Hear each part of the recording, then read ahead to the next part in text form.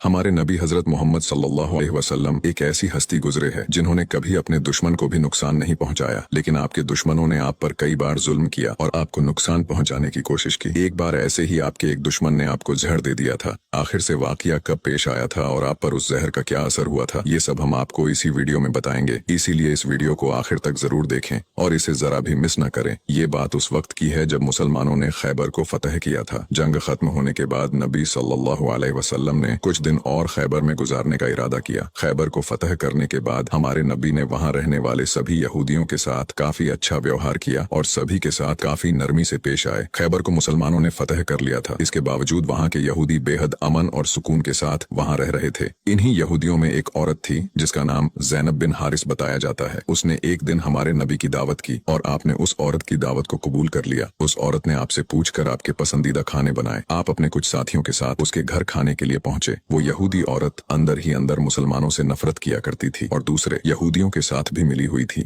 जो मुसलमानों के दुश्मन थे। उस औरत ने खाने में पेश होने वाले बकरी के गोश्त में जहर मिला दिया था। जब जहर से भरे उस गोश्त को आपके सामने पेश किया गया और आपने खाने के लिए एक निवाला उठाया और अपने मुंह में रखा तो आप समझ गए कि इसमें जहर मिला हुआ है। आपने तुरंत अपने साथियों को खाना खाने से रोक दिया और कहा कि इसमें जहर मिला हुआ है, लेकिन अफसोस के आपके कुछ साथी उस वक्त तक कुछ गोश्त खा चुके थे जिसकी वजह से उनकी शहादत हो गई। कहा जाता है कि जहर के बारे में हमारे नबी को उस जहर की बोटी ने ही खबरदार किया था। इस वाक़े के बाद उस औरत के साथ साथ उसके सभी साथियों से पूछताछ की गई तो उन्होंने न सिर्फ अपना गुनाह कबूल किया बल्कि ये भी कहा कि हमने आपके साथ ये इसलिए किया क्योंकि हम ये देखना चाहते थे कि आप अल्लाह के सच्चे नबी हैं या नहीं। अगर आप अल्लाह के सच्चे नबी हैं तो इस जहर का आप पर असर नहीं होगा और अगर आप अल्लाह के नबी नहीं हैं तो हमें आपसे छुटकारा मिलेगा। ये बात तो सब जानते हैं कि हमारे नबी ने कभी किसी से बदला नहीं लिया, जबकि आप पर कई बार बहुत जुल्म किया गया जिसके बारे में कोई सोच भी नहीं सकता। लेकिन जब उस जहर की वजह से आपके सहाबा की शहादत हुई थी तो कानून के मुताबिक उस औरत को भी कत्ल कर दिया गया। लेकिन कुछ रिवायतों में आता है कि उस औरत ने खुदकुशी कर ली थी। वही कुछ रिवायतों में कहा जाता है कि उस औरत को माफ कर दिया गया था। इस बारे में कई मुफस्सरीन अपनी अलग अलग राय रखते हैं। एक हदीस में हजरत आयशा फरमाती है कि जब नबी सल्लल्लाहु अलैहि वसल्लम की जिंदगी के आखिरी दिन चल रहे थे और आप बीमार रहा करते थे, उस समय आप कहा करते थे कि खैबर में जो मैंने जहर से मिले हुए गोश्त का टुकड़ा खाया था उसका दर्द मैं आज भी महसूस कर सकता हूँ। ये बात कई किताबों से साबित है कि उस जहर का असर हमारे नबी के आखिरी दिनों में देखा गया था और इसी जहर के असर ने आपकी वफात में एक अहम किरदार अदा दिया था।